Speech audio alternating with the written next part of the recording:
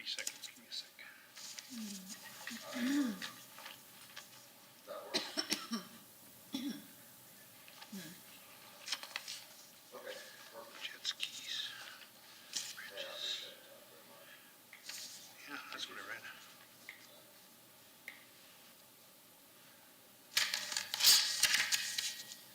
You are on if the TV. Gotcha. If the TV's on, it means it's 8 o'clock. Shall we come to order? Yes. Sounds good. First item on the agenda is the approval of minutes, which I just signed. Do you need this down here? I'll get it. You'll get it? Thank you. And They all seem to be what we talked about last time. We go to number 3, citizens to be heard. It looks like we we... need a motion to approve. Oh, do I have a motion to approve the minutes? Motion to approve the minutes. Thank you. Guide me along. I like sitting over there. And then a vote. Yes, And a vote? All in favor? all in favor. Citizens to be heard. It looks like we have some people in the audience. Would you, I think you were here first. You'd like to step to the podium?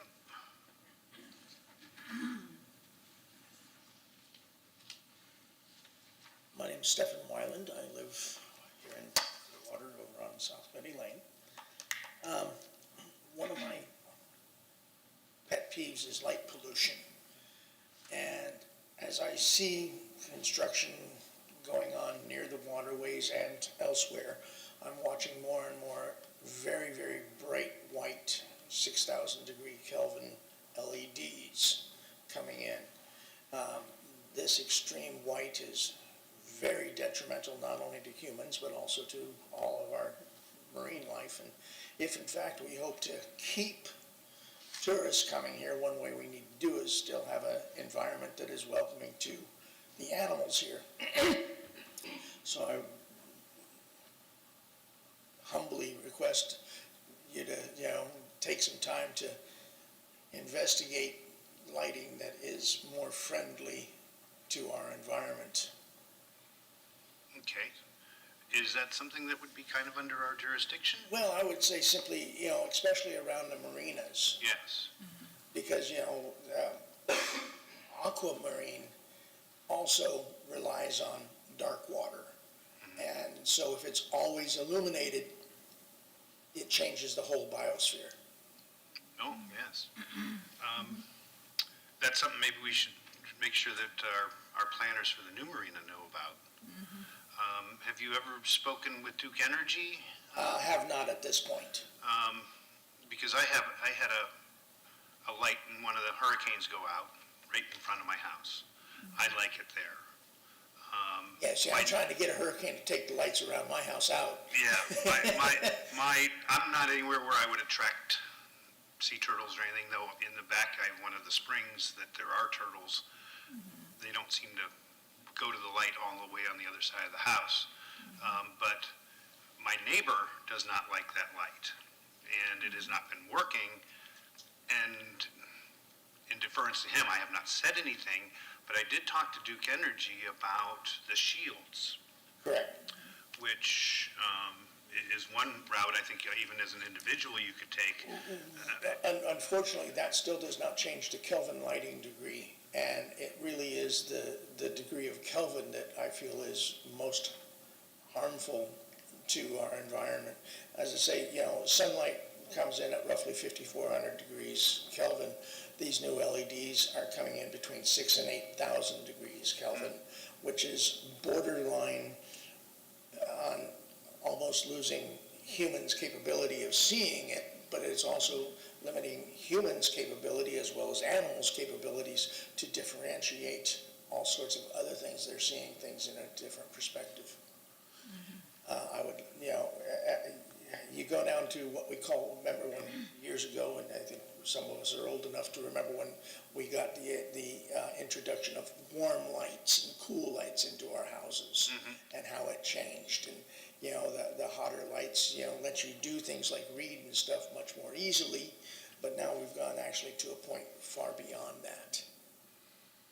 And as I say, wildlife moves at a different pace than we do, and sea life and everything else. And especially as, you know, the marinas are updating their lights, getting it brighter and brighter, supposedly for the protection of the people, and yet it's actually not even protecting the people because it's actually a harmful light there too. It's not a natural light. Tell me where you live again. You mentioned Betty Lane, so Yeah. kind of up Stevenson Creek way, so there's, Stevenson's Creek is a block down, or Just a block 3 down. blocks down, and I'm in between Lakeview and Druid. okay, Yeah, so, you know, of course, right down the end of Betty Lane is the park with its lights. now, we don't oversee any of the Right. park rebuild here, Right. but I imagine what page they're on of, as far as, since we had a meeting 3 months ago, a lot has changed if you took a look over the hillside. The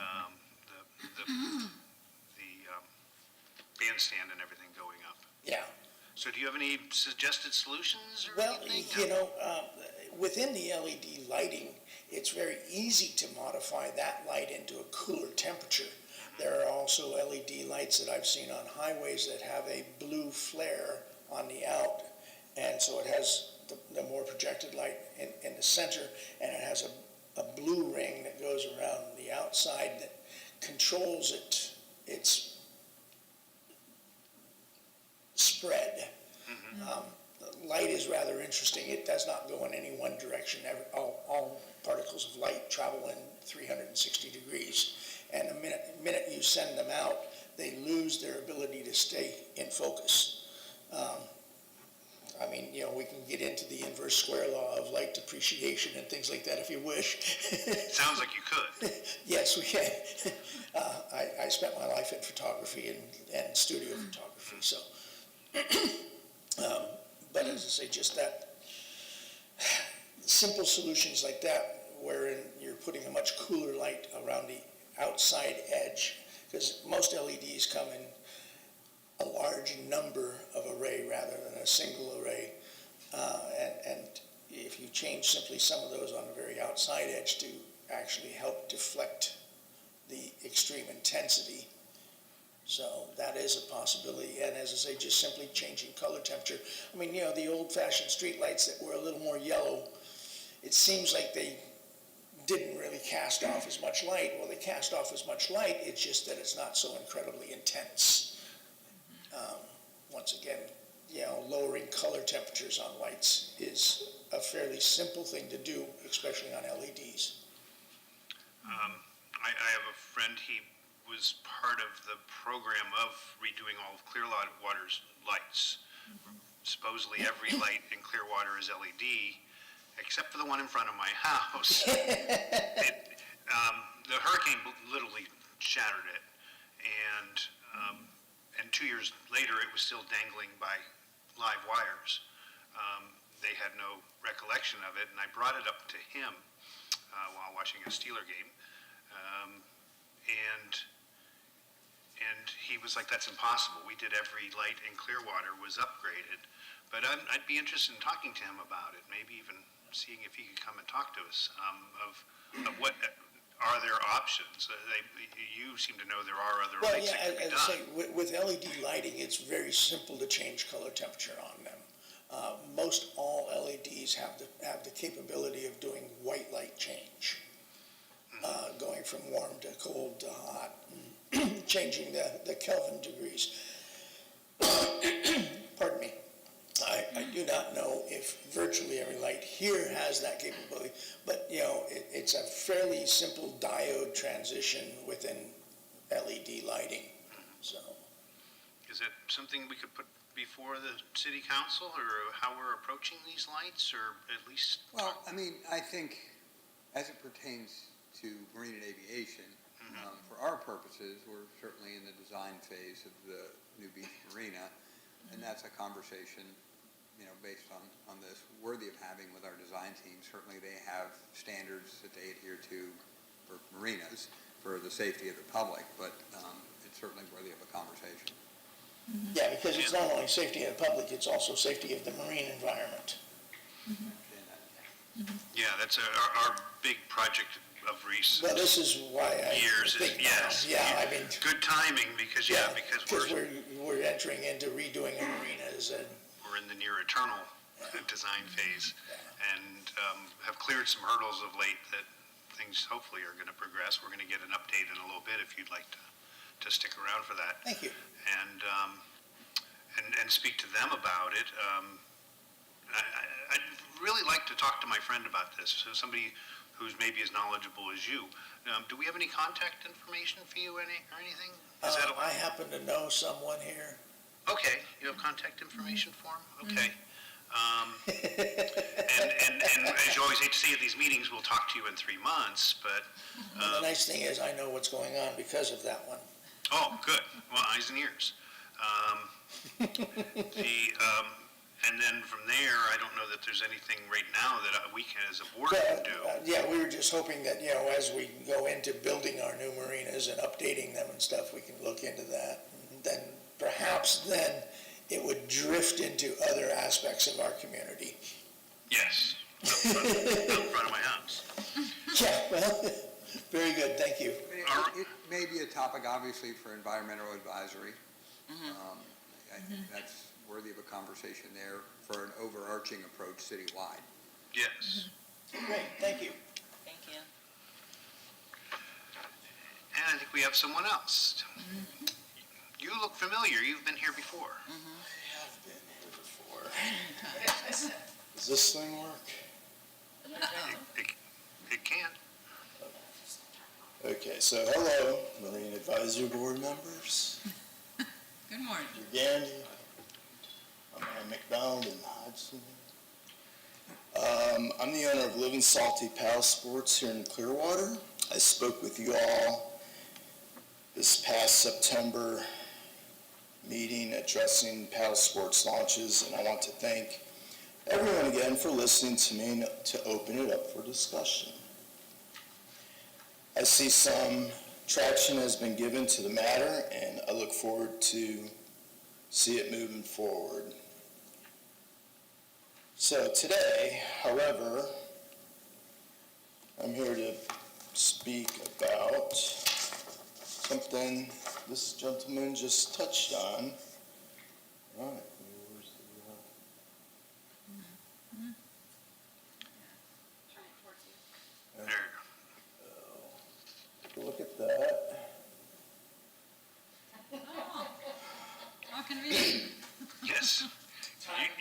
Timing is everything. You two should exchange contact information also. Okay, so this has been on my mind for quite a while. I'm a stand-up paddleboarder. Often I cruise and tour around our beautiful waterways at night. About 5 years ago, I've had to have board lights to help light my way through certain areas of our beaches and the inland waterways and right here on our shoreline. But I've noticed some changes going on, especially with all the construction and changing over from the incandescent lights to the LED lights as well.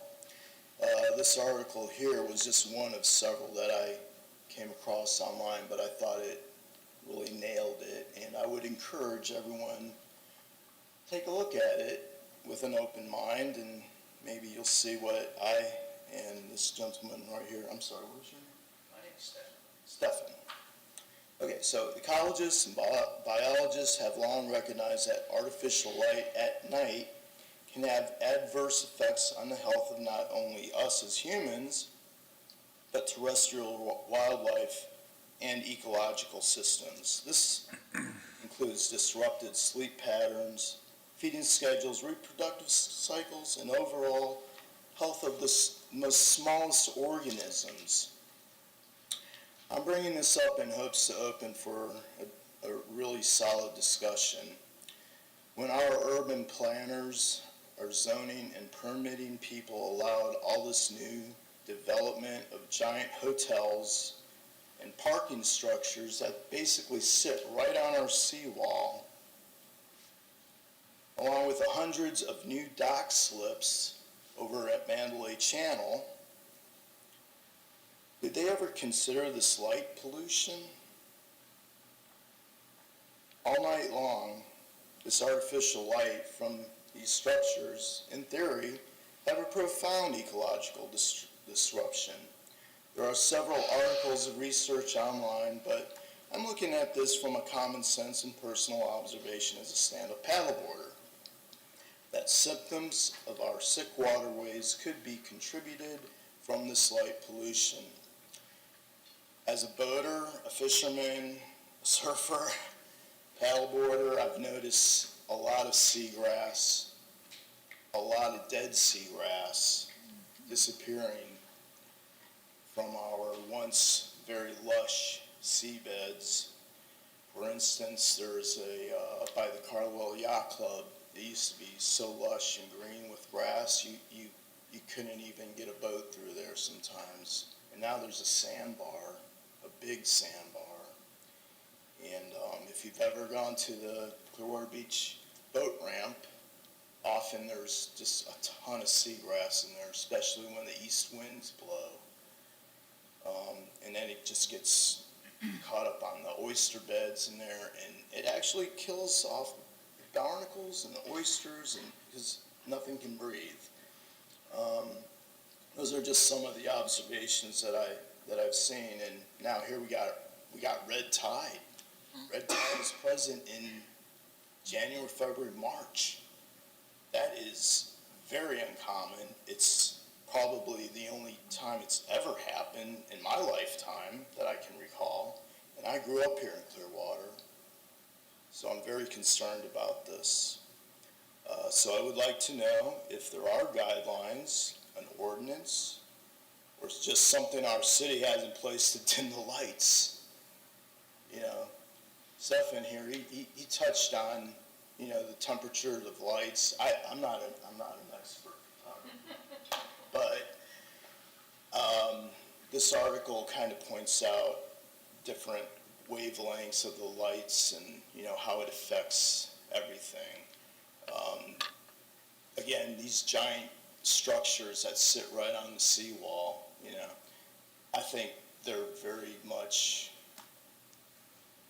in this theory of mine why, you know, things are the way they are right now compared to like 5 years ago. And there's several of them, you know, all the way down the south end of Clearwater Beach. You know, and then now the new Coachman Park. Who knows how many new lights are going to be out there shining all night. And then private homeowners have these LED lights just lighting up their mansions and even the smallest homes and docks. I'd like this to be discussed further and maybe take it to the city council. And that's all I got to say about it. Thank you. Thank you. I'm sorry, I didn't get your name. Todd Hinkle. Todd? Okay, thank you.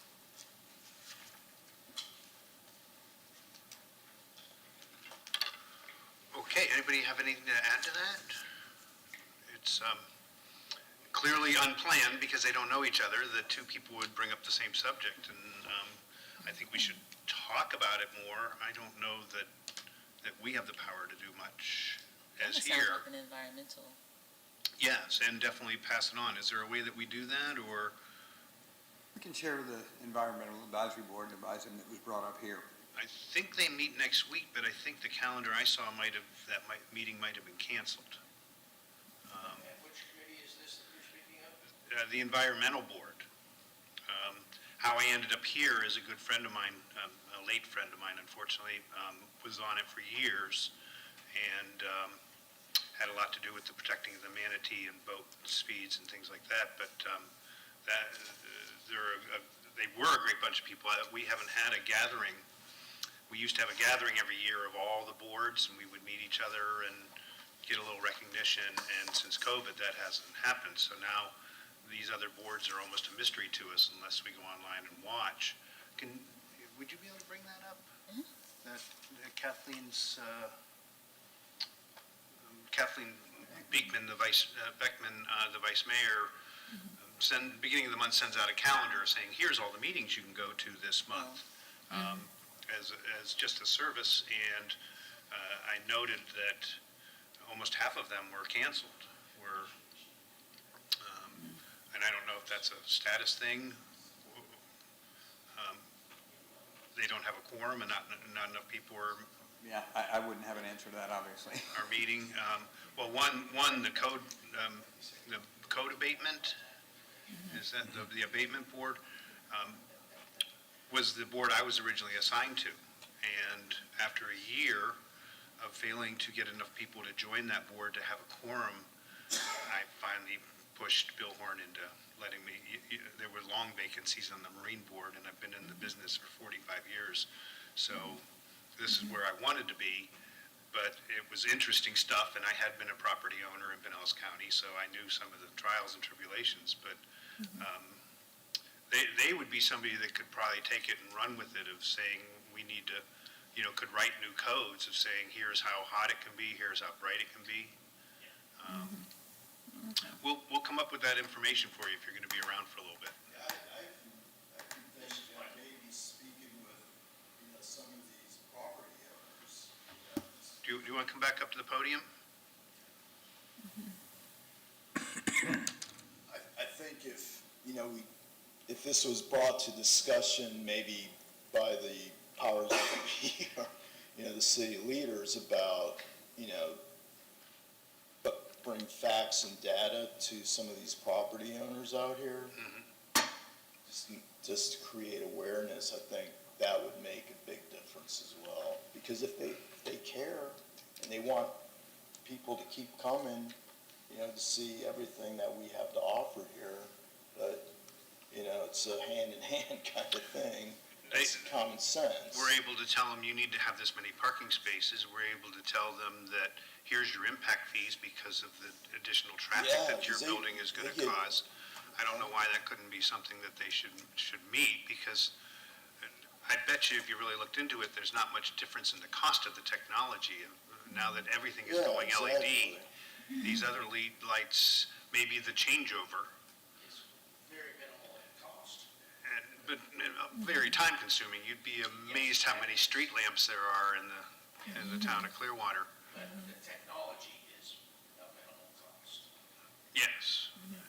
And even if it was something that was Man hours. phased in, that's saying we're not going to run around the city and change every light, Correct. but as new things come in or old things are rebuilt, which is more, Pinellas has virtually reached the point of there is no idle available land that has never been something else, but just land. Well, I got into property almost 20 years ago when all the redevelopment districts in Largo were meeting, and that they were having, that was the point of all these meetings of let's plan out Pinellas County because we don't have any land left. And if we're going to expand, we got to do it wisely and, Yeah, especially waterfront not property. let the whole town turn into a Dollar General. Yeah. So what I can say to this is, when we have our next meeting with the design team, we'll speak to them about lighting in the new marina, obviously. As I recommended earlier, the Environmental Advisory Board is the place where this should be discussed, as it might be kind of an overarching recommendation from environmental to city staffing management.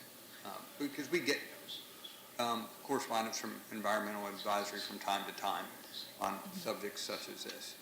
And then certainly code can look at it. I know there are things about lighting in code, but I can't speak to them.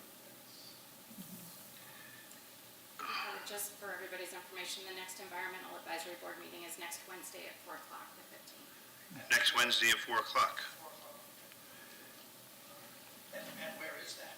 Here. In this? Okay, end of new business, old business, the beach marina update? We're still on new business, yeah. Oh, I'm sorry, I skipped 4. Oh, elections. Yes.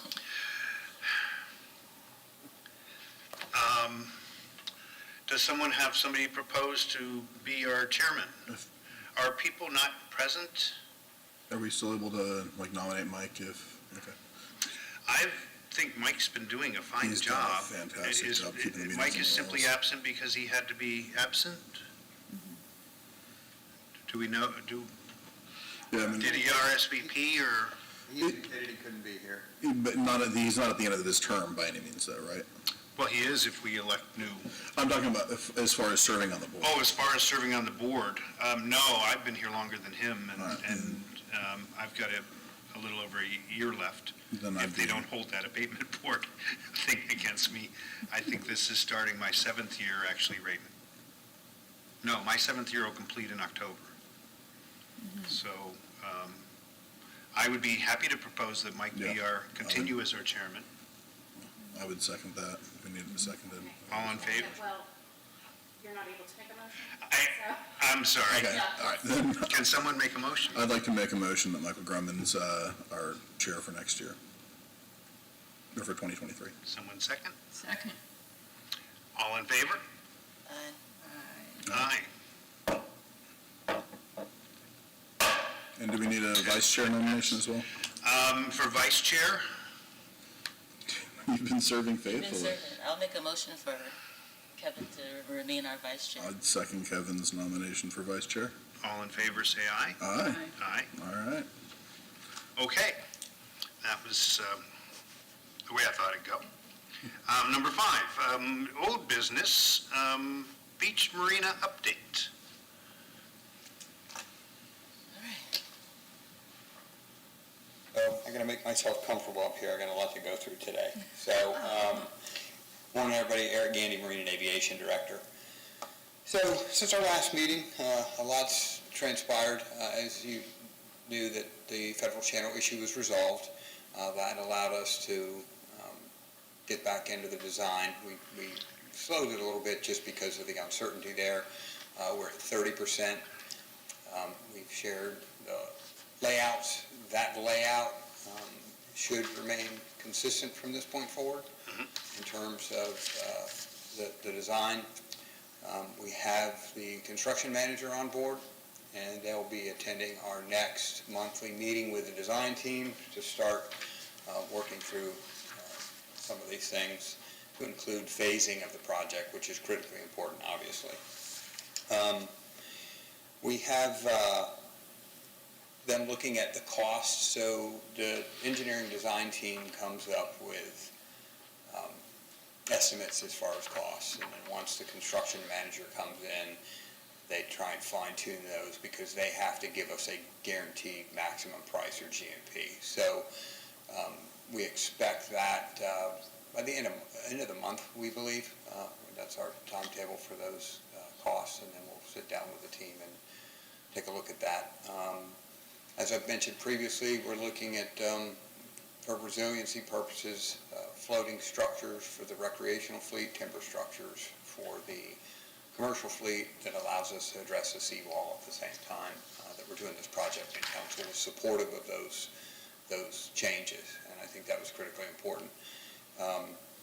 We did go out with the design team and look at floating concrete structures and floating concrete docks throughout the area, and some of my team even went down to Fort Myers to look at the aftermath of hurricane impacts to those structures. So I think it was a good exercise. We actually went to some facilities that had both. Tampa Yacht Club has floating concrete docks coupled with fixed timber. They had a surge event, wrecked the fixed timber in areas, and destroyed the utilities and the power pedestals, whereas the concrete didn't suffer any damage. So it's kind of a good comparison, a direct comparison to the two. And we know that. I mean, we know that if we have a surge event, that certainly, we can have our timber structures or fixed structures go under. So that's part of the resiliency component. And 20, 25 years down the road, sea level rise is definitely something to contemplate. So you have to factor that in. I mean, currently we're turning off utilities on occasion when the tide gets too high. That's a good example of what's going on out there. So what we've also done, and I'll speak to this later in my verbal report, but we're trying to educate our tenants and let them know potential timetables for this development, because you effectively have to empty a marina to rebuild it. The only guarantee we've made over and over again, and the city's committed to, is retaining the entirety of the commercial fleet throughout this, through phasing. Just something for everybody to be aware of. We're looking at probably the first quarter of '24 before we start this, and ultimately, we are going to continue to notice people, our tenants, by a couple different mechanisms, but it will be impactful. And there's limited availability for wet slips, so we want them to start looking sooner than later so they don't find themselves stuck. That being said, we have an assurance that if you're displaced as a result of this, you will have priority coming back, obviously, if you choose to return to the Clearwater Beach Marina. So it's a balancing act. I mean, there's no easy solution to it. There's no fix other than educate and inform. So if you have any questions, I'll be glad to answer them. I can, and my team can go into some detailed questions if you have them, but I just have a question about if they claim that they're displaced, what will be the process of giving them that priority of, how would you know that they were actually displaced besides them just? So if we have a tenant now and they leave, we put them on the list and say they had to depart because of this development, and then they'll get first right to return. So I felt like I heard you saying that they need to look for somewhere else to dock in the meantime, and if they don't find a place, then they're just kind of out floating around. Yeah, I mean, that's the reality of it. I mean, it's a marina with, basically, we're full, and a lot of marinas are at or near capacity around the area, so we're trying to let them know over a year ahead of time that they will have to leave during construction. We have to dredge that marina and replace everything. So there's no mechanism, because the harbor marina is effectively full as well, there's no mechanism to accommodate them elsewhere. Certainly, if individuals were to make arrangements to depart and we had availability elsewhere, we would accommodate them on a first-come, first-served basis. But the reality is that we don't have space once we start this project. It's tough news. It's not fun to deliver that news. It definitely, for everyone's edification, has significant economic impacts to our operation. Obviously, if I'm not collecting rent for a year, it's impactful. So we have to contemplate that and look at those implications. And we're working with finance and having those conversations, so everyone is aware that because we are an enterprise fund, when you cut off a portion of your revenue stream, it's impactful. So we will. Those are costs that aren't hard costs baked into the build, but they're real costs to the city, and it's just something to be aware of.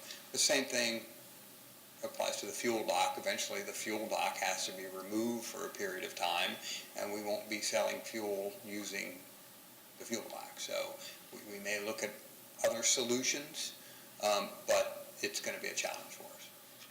And it's going to be a financial impact to marine and aviation, and specifically to the Beach Marina Fund. What other fuel facilities, as far as even the commercial fleet that may still be working out of there, a lot of... We've contemplated, you can fuel, there's providers that can fuel from a truck. So we've contemplated that as an option. Certainly, the cost would be different to us, but that's a potential option for us to at least maintain some revenue flow if we can do it.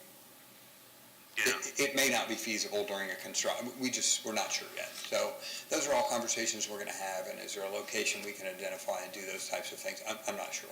Somewhere off the end where the boats would have to come to the truck. Potentially. Yeah. You can't be dragging that hose. Because it's a construction zone as well. I mean, we're going to have huge segments of this for laydown areas for materials and construction equipment. I mean, it's a construction site. So we don't know what that's going to look like exactly. We're going to try and minimize that impact, but it's going to be impactful. There's no way around it. When I was a dock master, I had a 2,000 gallon on Lake Erie, 2,000 gallon diesel tank, and the snowbirds, and also we were a regular stop for Broward and Berger when they were bringing new vessels through before they go into the Welland Canal and to the Hudson Valley. We were the prime U.S. stop where you could fuel up, not have to stop in Canada, and get through the canals fueled. And many of these boats, the one guy had a 15,000 gallon fuel tank. So they got in at 10 at night. We met them there. The guy fueled them with the 5,000 he could hold on his truck. Everybody went to bed except for the truck driver, who went back and filled his truck again, and then we met back there 6 hours later and finished filling them off. So it's not that high tech to do. Those trucks can do that for bigger boats. Smaller boats I don't know about, because the difference between a gas nozzle and the truck nozzle that he's using to fill a tank are quite different. But I imagine there's technology there to do that. I imagine they can. Yeah. I mean, they have a variety of nozzles. You can. Yeah. I mean, there's options there. So we're going to evaluate those and see if they're cost effective and safe. Because there really is nowhere else until you get to John's Pass, or, well, I guess maybe, Marker One Marina. Is there fuel in Dunedin? Anyone know? So. No? Marker One and Largo are the closest, but Largo doesn't offer diesel, just gasoline. They don't sell diesel. It's pretty small in there to get in there if you had something that big anyways. Okay. Any other questions? And just one more thing, just to mention that the parking garage study is tracking along. It's certainly behind this project, but we're looking at options we're losing about 5,000 square feet of storage, overwater storage that's non-permissible. And we're trying to replace that on the ground floor of a potential parking garage. So that's good news, and we've had those conversations with parking. Those spaces will be an additional rent to them? Yeah, I think they'd be fee-based, obviously, and we're not even there yet, but that's the idea.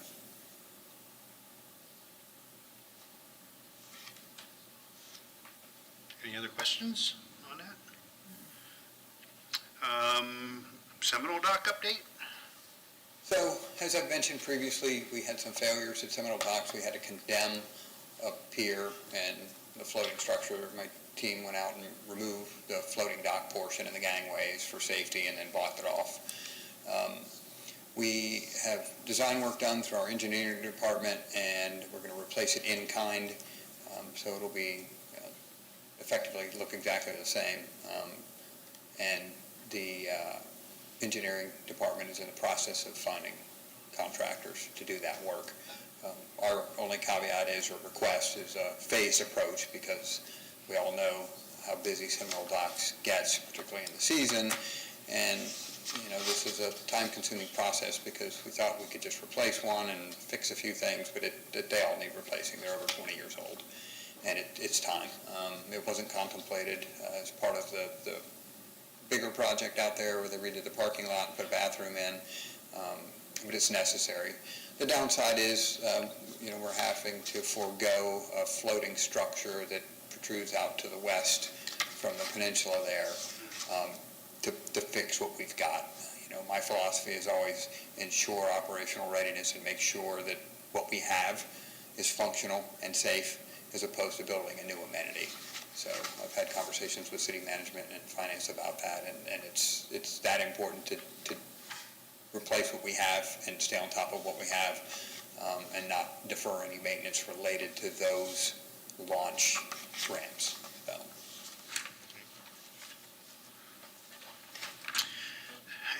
And our Harbor Wave attenuator update, that's the damaged one right out here?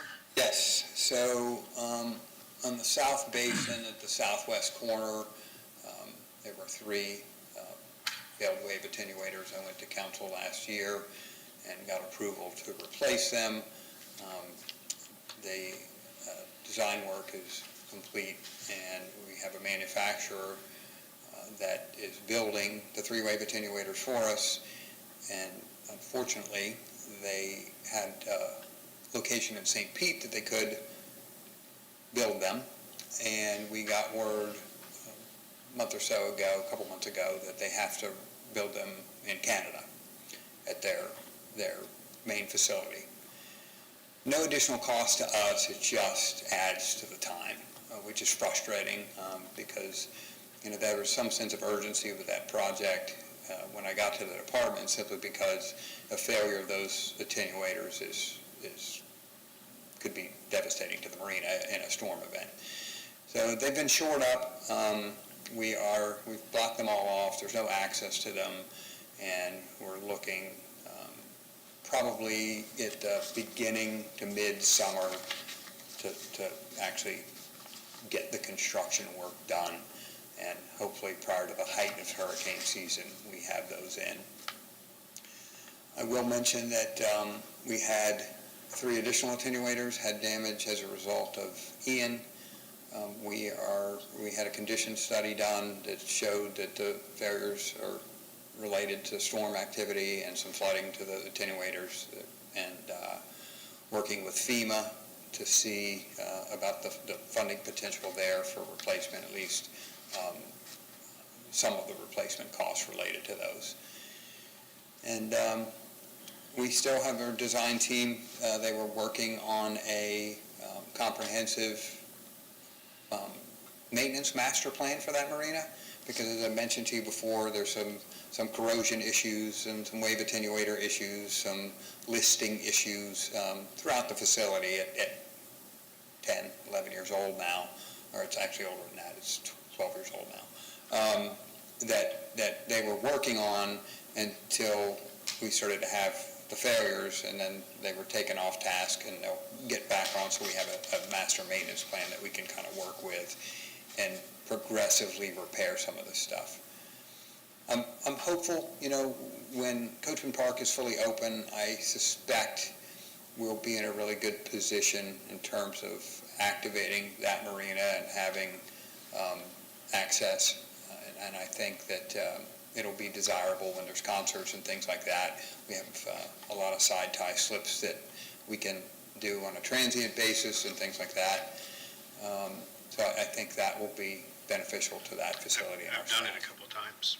Just rent a slip for the jazz holiday. Yeah, and so the good thing is now for our staff is they'll be centrally located, and the facilities for the marina are centrally located. So it's no longer at the far north end of the property. It's in between both basins, and it'll have showers and restrooms, our office, and it gives our dock masters a good field of view over the marina so that they can react to something that occurs or assist a vessel. Now, if they're in the dock master's office, someone comes into the South Basin and needs assistance, it's a half-mile hike for them to get there and get out to the end of the dock and help out.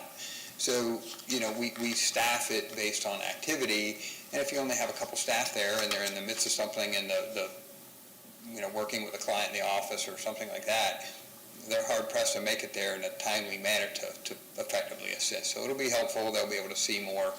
That will be prox card access for tenants only.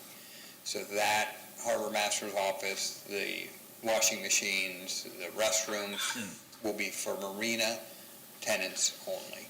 And it's critical that we have that distinction and have prox card access, simply because with a park that size and a splash park right behind the harbor master's office, you could see where we would have interest in using those facilities. There's restrooms on the backside. Those are for our clients. So I think that distinction is important. So I kind of digressed a little bit from the wave attenuators, but comprehensive project and expensive project, unfortunately.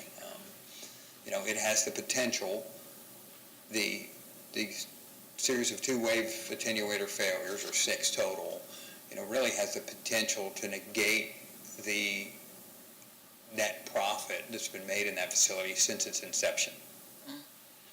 that's a little bit scary when you look at it in terms of maintenance and expense.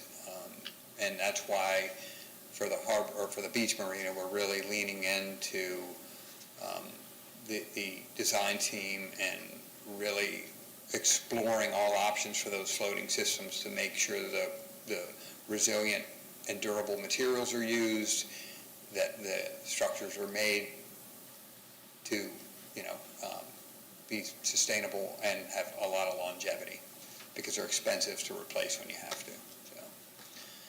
So, any more questions about the attenuators? I was able to join when FEMA came out and did the study before.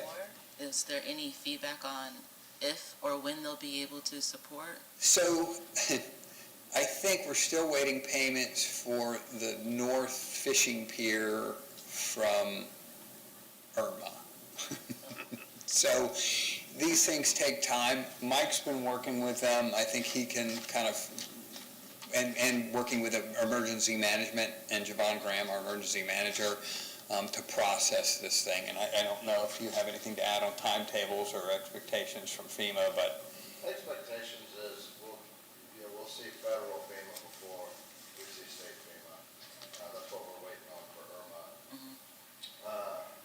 You just gotta follow their steps, follow their rules, and, right now, we're still waiting for the work order. So once we develop the work order and then we get that approved, then we'll go to the design phase. And, the same process with the beach, 30%, we'll get, somebody on board to do the construction. And then you construct put the docks in production and everything else. And the whole time, everything has to be documented and set up, how we're doing this. And, so we have a pretty good roadmap from Irma, so Okay. we'll follow that path.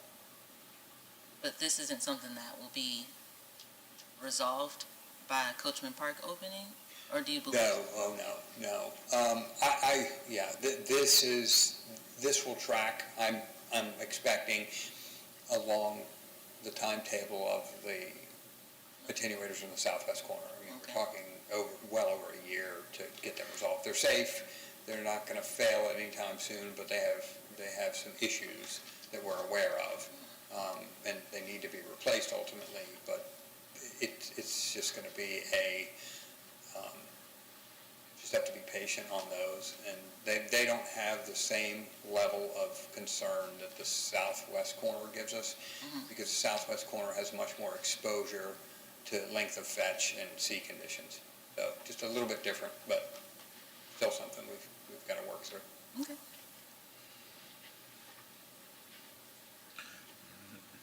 On to Stevenson Creek. Any other questions? Okay, so If we may ask a question, do any of the harbors allow? Well, hold on. Yeah, hold on, I'm sorry. hold on. We'd have to have you approach the podium. And that's if. And that's if he wants to take a break. I just want Looks like he's ready to take a break. If you- if he wants to respond to any of to that last item, certainly Okay. he can have 3 minutes. Okay. Okay, Yeah, we're Thank gonna you. have to- I apologize. Sorry, real quick, board, I'm gonna put the timer on. I failed to do that. Yeah, it's just a real quick question. Did the harbors, did the clubs, whatever? None of the marinas have liveaboards. That was my question, yeah. So there are no liveaboards in any of them? Okay. Just short-term overnights and things? Okay. Because that makes a big difference also, so. I got a question too for you. Guys, we really can't do it this way.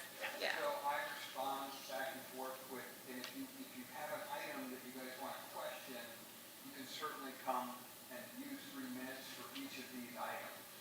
Because otherwise, imagine if we had 20 people in here, we never get anything done. Thankfully. Okay. thank you. You're doing a great job. Okay, Stevenson's Creek. So we're in permitting. We expect it to take about 6 months. The consultant will be responding back and forth to the regulatory bodies, FDEP, FWC, county, and Coast Guard, and Corps. So anytime you install anything in navigable waterways, you have to go through this process. But because we have 6 months to work with it, our staff is already looking at locations, placement, getting the supplies necessary, looking at contractors if necessary. It's tough to get in there. Our vessel can't get in there, only our small vessel can, so our barge and tug can't sink pilings in there, obviously, because of particularly the really governing access point is Fort Harrison, Edgewater, and you can't get anything under there. You don't want to stand up in your boat trying to go under there. So we're going to have to work through that and see. We may have to deploy buoys, not ideal, but we have to work with what we've got or hire a contractor to go in there with a smaller barge and derrick that they can lower and get under there. But we're going to work through that ahead of time, anticipating that we'll get all these permits. That way we're prepared to do it upon receipt of the permits. But any of these permitting processes take time, and then the consultant has to answer. So if there's questions or concerns, they have to respond and back and forth until they get authorization. So, any questions about that? We're moving forward with it, though. We're going to do everything we can to put it, to Spending a lot of money. to stop that one guy. Yeah. Well, it became more problematic than that. Jet skis going in and out of there now, because they can access it. It's very shallow in there. There's only, really one segment, but if you're on a jet ski and can run in 8 inches of water, then it's accessible to everybody. So there's been some more of that going on in there. Okay.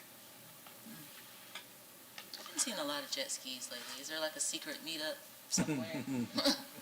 We get inquiries, funny enough you say that, we get inquiries all the time about, I want to start a jet ski business, And we even found, and the PD has responded to us on a couple of occasions where they've caught people renting jet skis out of Seminole docks, which is prohibited. You can't do commercial business out of our facilities without a permit, obviously, and we don't issue permits for those. But I think the last time I talked to PD, they had a group from Orlando that was advertising there and advertising here, and they bring a trailer full of jet skis and launch them out of Seminole docks with folks. So we aren't accepting any more of those types of businesses in the marina because we're at capacity with small vessels operating out of single slips. There's several businesses that have been doing that for years now, but it's a conflict point that we want to avoid, so we aren't approving new businesses at the beach marina that have multiple vessels in single slips. It's just a congestion issue. You've got some 30, 50, 100-ton vessels going in and out of there, and you've got jet skis and floating tiki huts and small speedboats, and we aren't approving any more of those for obvious reasons. It's a congestion and a safety issue. But we're seeing more of them.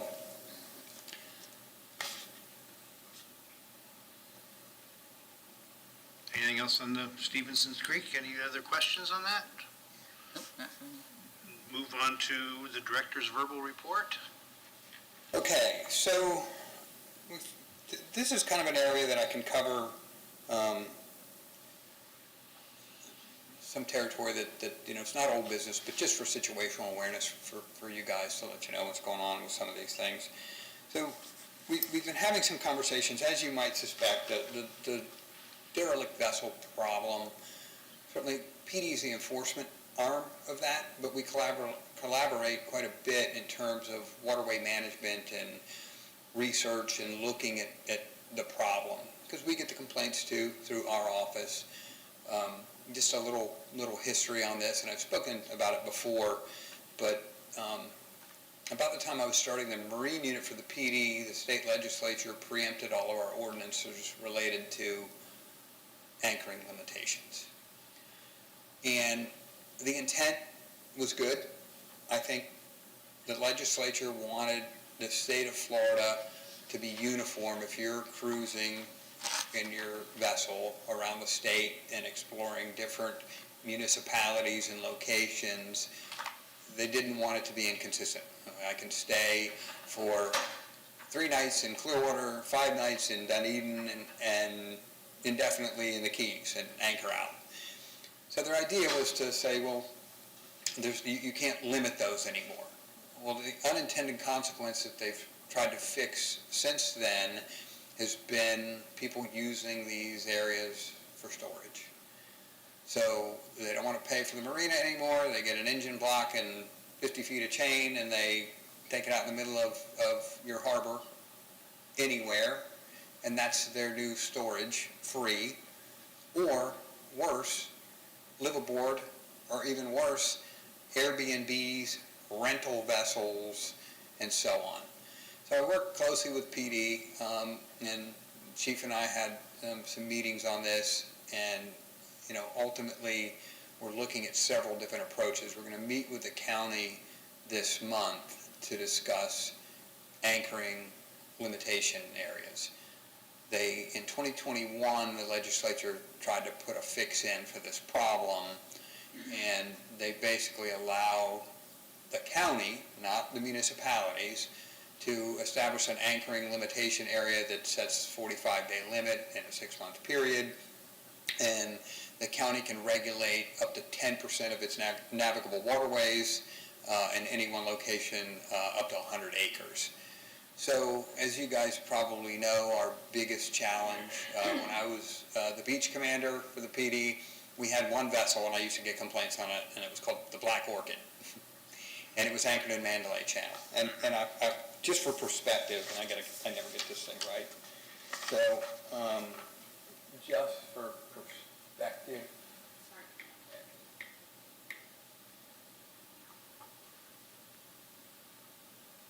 That's right. So you can see Mandalay Channel over here in 2009. I pulled this off the GIS system. So that's 2009. And here's 2020. Oh, Those guys hanging out. And 2023 is probably 30% more than that. So it's a significant problem. It creates issues with, navigation, and for those that are being used as Airbnbs or liveaboards. I mean, are they visiting a pump out station? But you can see where PD has a real challenge trying to do enforcement action. However, last month or so, I think they've issued 40 citations around the area, removed 6 sunk derelict vessels. We have 2 more, one on its side outside Coachman Park, and then one on the bottom in the old channel to the old pass north of Carlisle. So those are stickered, waiting for removal. The challenge with the one on its side outside of Coachman Park, it's made of concrete. It's one of those old ferro cement hull vessels. So they're working with a contractor to try and figure that out. I will tell you guys, the city has been very aggressive with this, using our own funds to pay for the removal, not waiting for the state to come in months later, a year later, and it's very expensive. So each one of these things has a potential to cost a lot of money. So we're going to see, if we can pursue an anchoring limitation area in Mandalay Channel. It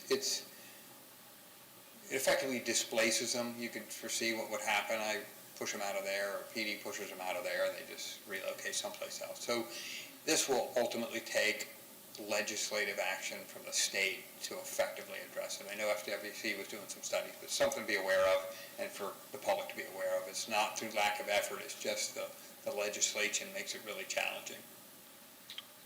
So. we had a presentation 4 or 5 years ago from a couple officers from FWC of just about this problem. Yeah. There were a lot of boats back in the Island Way Grill, aquarium stretch. I hadn't seen where they're all parking right in the middle of Mandalay Channel, though. Yeah. I do miss my boat, I guess. Yeah. And they seemed very on top of the subject. They knew which every boat was and what had to be done. Sure. And law enforcement's acutely aware, and we're acutely aware of what the problem is. The resolutions are timely and exceedingly expensive. Because generally speaking, we can put liens against these irresponsible owners when the thing sinks, and it has, when you look at the condition, I've taken a bunch of pictures, they're horrible. They're dilapidated, waiting to sink, and they sink regularly. And what happens is you can get a lien against the owner, but if they can't pay you, they can get their license suspended, and they can't register a car, and things like that. But ultimately, it doesn't have the effective solution that we need. So conversations are ongoing. Like I said, we're going to meet with the county and just see what other options we may have. But just want to bring you up to speed on that. Of course, Harbor Marina, Coachman Park. The opening date, of course, is July 4th will be the big event, and some events leading up to that, obviously the week before. But, for our tenants, parking has been an issue. Wayfinding has been an issue. Our staff is working with engineering now because the construction fence is in its kind of final location. We're going to be putting a bunch of wayfinding signs in. I've been in communication with the ferry and to put some wayfinding there, because what's happening is their clients are getting off, and how do you navigate an unfamiliar city? You pull it up on your phone, and the phone doesn't recognize that Coachman Park is A construction zone. a construction zone.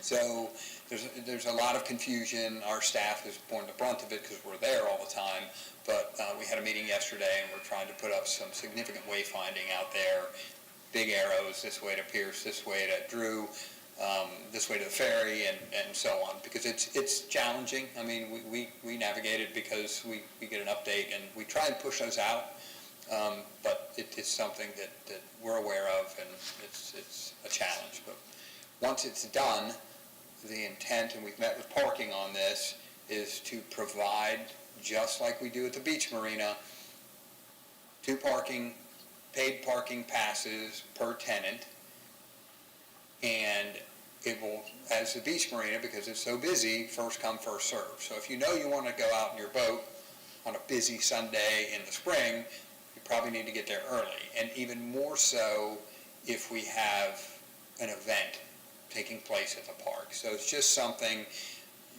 there's a couple hundred spaces in there, and there's no way to block off a segment of them just for marina tenants, because many times they'd be empty if that were the case, during the week and things like that. So that's the solution that parking came up with. We're agreeable to, and I think it makes sense. We'll also work with PD to provide an access hang tag, because during big events they'll restrict access down Pierce Street and down Drew Street. So our tenants will need not only their parking pass, but a hang tag, and we're going to coordinate all of that with them. A couple more things, and the Marina Access project is underway now. We are getting rid of VizPin. So VizPin was a cell phone-based, app-based access system to the marinas. So you got the app, you log in, and it opens the doors for our tenants. Well, as you might suspect, if you're using a wide variety of cell phones and you have clients that still have flip phones, it doesn't work for everybody. And it was spotty here and there. We had issues. My staff was having to go into people's phone on their behalf and clear caches and doing all these things. And we said, that's unacceptable. So we're going to a hotel prox key system. We'll issue keys to our tenants and then have a fee. If you lose the thing and come, I lost my key, you're going to have to pay to replace it, and we'll price that, our admin costs and whatever that thing costs. It'll be minimal, but it'll encourage people to retain their keys and not treat it like a hotel key when they check out and lose it. We'll be able to turn those off remotely. So if we have a transient tenant that their visit ends and that key turns off at the conclusion of the visit, just like a hotel. So we're excited about that. I think it'll make a big difference for all of our tenants, because the VizPin's been frustrating for a lot of them. And finally, to communicate all of this we started a newsletter. So we have a marina newsletter, and I never wanted to be the school paper editor, but I found myself in that role, and content provider. I've threatened my staff that I'm going to assign it to each of them in subsequent months, but I haven't done it yet. So it's important because I think we've been lacking outreach. You know, we send you something, a blurb in your invoice for the monthly rent, or I don't think that's effective anymore. I don't know that anyone reads the attachment on their utility bill anymore.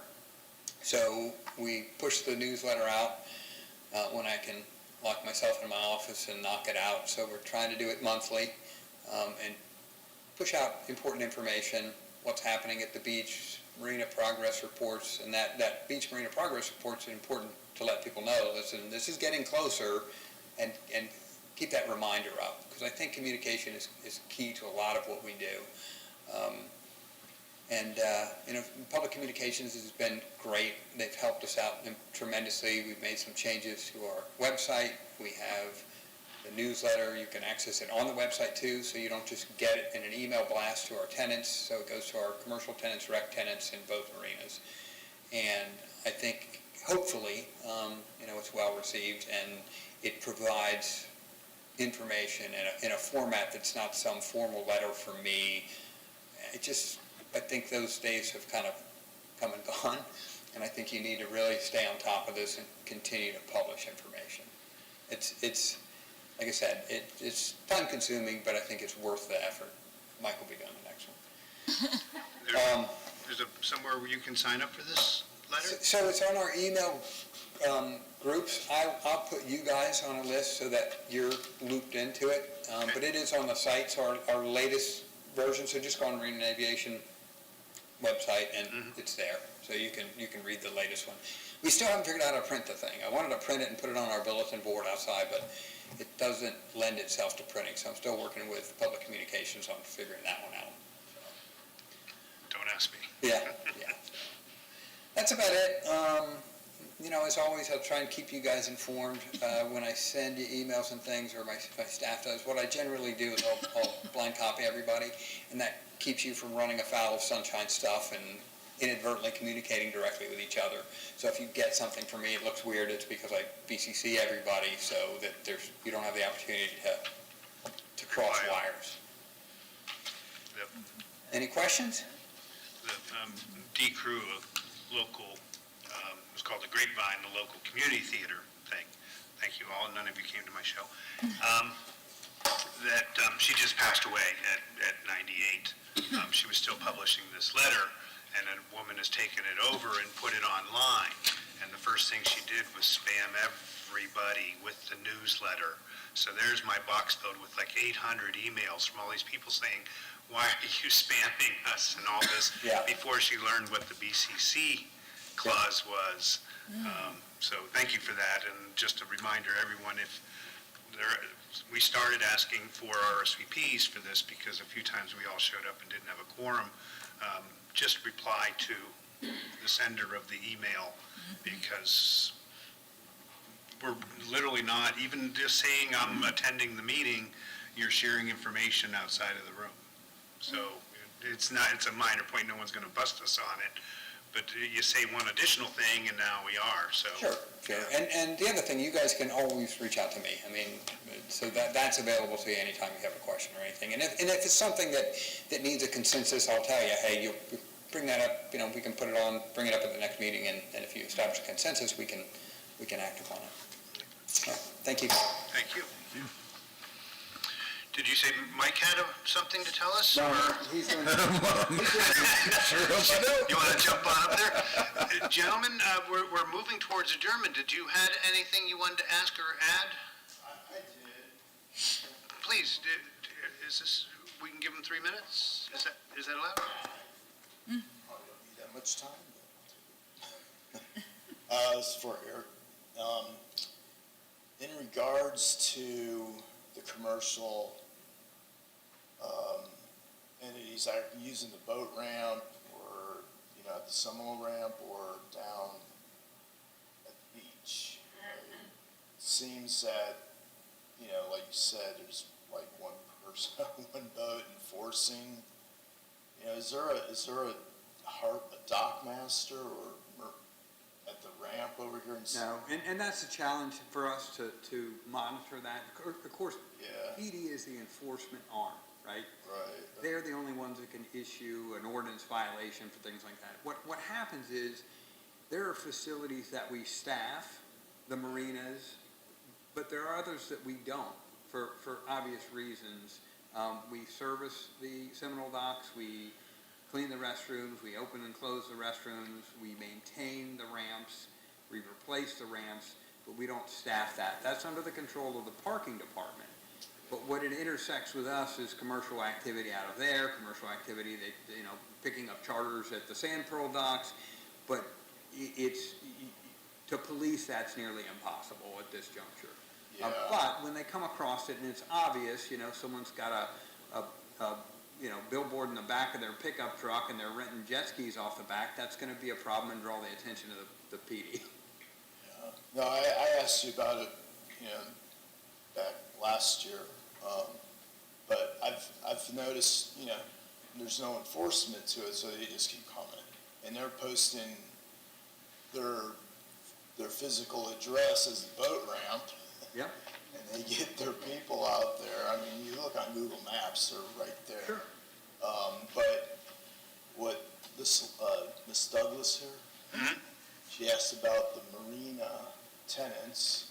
When they get displaced, are you going to allow those businesses to use the ramps? No, so as I mentioned, That's it's gonna be only the recreational fleet will be displaced. The commercial fleet, and we've Like the jet skiers? we've stuck to this all along. The commercial fleet will continue to be able to operate out of that marina through the construction project. Yeah.